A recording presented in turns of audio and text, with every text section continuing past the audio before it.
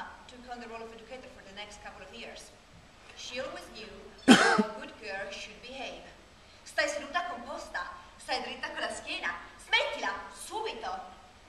Probably the strictness of her teaching was due to her Catholic fascist upbringing, but for me, passing from my mother's very liberal view of the world to my grandma, good girls do's and good girls don't, was pretty traumatic. She would come and pick me up every Sunday morning and bring me, all nicely dressed up, of course, to church. Now, it's already pretty boring to sit for 1 hour pretending that you're listening to a guy that you don't like, surrounded by women whose average age is 70 and stink of cabbage. My good girl outfit consisted of horrible, awfully girlish skirts and lace-colored shirts. If that wasn't enough, by the time the service was over, I always ended up with my tights in between my knees and I had to hold them up all the way back home.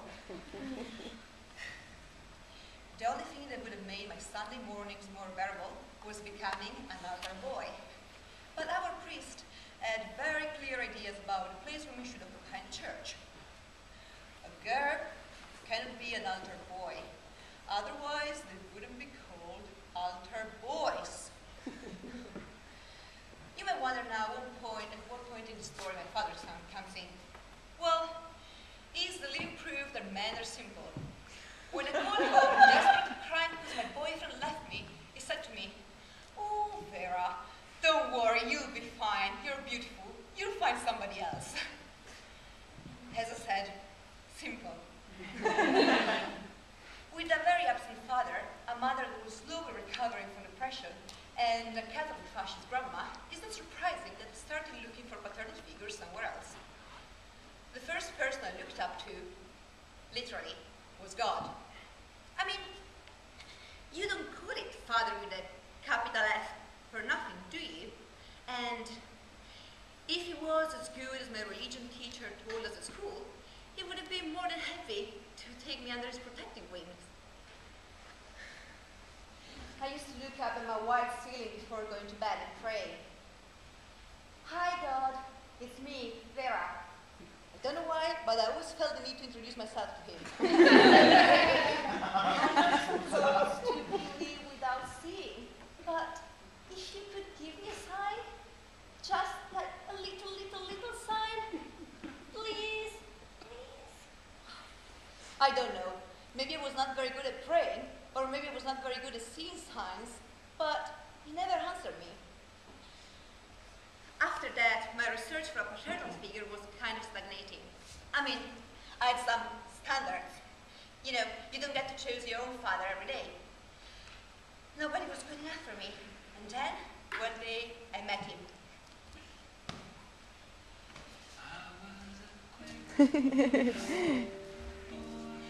Of course, at the time, I didn't know that what I wanted from him was just protection and solace. He was 27, and I was 17. That, by the way, is very illegal in Italy. He was smart, and he was funny, and he loved theater, and books, and cinema. We were a perfect couple, and we got even closer after that happened. But, yeah, like all obsessive-compulsive relationship, it was not meant to last. And soon, I mean, after 2 years, 4 months, and 11 days, I realized that it would have never worked. And that I was old enough to stop looking for paternal figures. You know, I don't think that here men hurt women on purpose. I mean, where are the men? Would you hurt your woman on purpose? Would you? Then you're a dick. Would you hurt your girlfriend on purpose? No. Of course no. No, of course. I just think you're a not very communicative species. And you are really bad at timing. Like my ex-boyfriend. He left me just before a 3-day stag night in Prague, and 2 days before my last test I was due in. You know, he knew what Prague means for me, and he knew how much I care about doing well at uni. And he's really not a bad guy. Just, well, really bad timing, as I said. Not that my life has ever been a rose garden, especially when it came to guys. A friend of mine in my same situation thought we needed some advice, so she brought me on a conference on dating. It was titled, How to Find a Christian Partner. Well, I should have known from there that I wouldn't have got much out of it. This overexcited American guy lectured an audience of only women for 2 hours on the dating process. Step 1, put yourself out there. Rule 3.3, wash and perfume yourself and put on your best clothes. Go down to the threshing floor, but don't let him see you until he's finished eating and drinking. Great. So wait for him to be drunk, and then, bam, seduce him with your personality. Step 2, meet his family as soon as possible, because the way his father treats his mom is the way he'll treat you, and the way his mom treats him is the way he will want to be treated. What? What? And then he's supposed to treat him like his mom? Step number 3. And now listen to me carefully, girls. I repeat it. Don't get physically involved with a guy. What? Wait a second. Don't tell me that you would buy a car without trying it?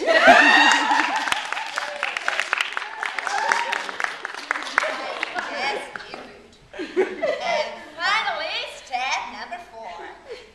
Let the guy know that you're not going to get physically involved with him until the wedding day. And believe me, girls, give him a couple of months and he's going to put a ring on your finger. Yeah, sure. Or if you run away thinking that you are completely nuts. Well, useless to say, I didn't follow his advices, mainly because I never really trusted a religious man after that happened. She's a slut. He said it was her idea. Oh, look, he said it was her idea. Oh, look, he said it was her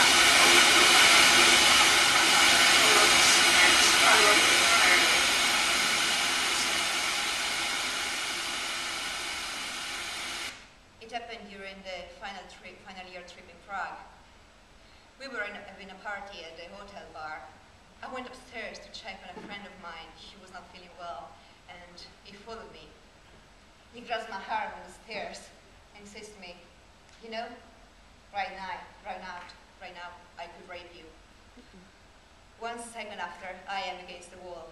His hands on me. This is not happening to me. This is not happening to me.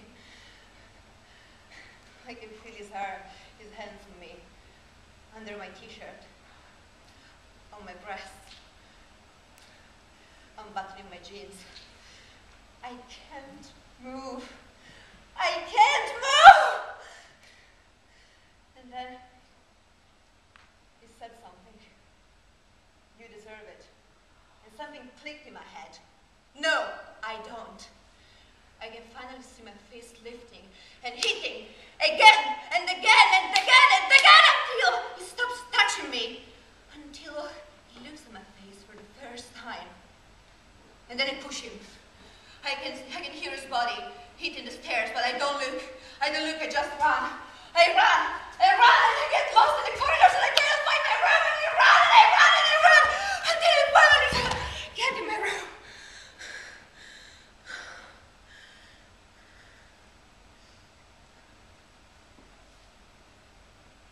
When we got home, he told everybody that I asked him to go in his room, and then I freaked out. And most people believed him. He was a good guy. He and his family were in the first row in church every Sunday morning. He could never do something so horrible. I must have been the one lying. Walking in the school corridors became a nightmare. People constantly talking behind my back. The police didn't help. Neither did the school director. Yes, my dear audience, still nowadays being a woman is difficult. And that's why we need the wisdom of the whole good stories. Once time, there were a guy and a girl. He asked her to marry him, and she said no.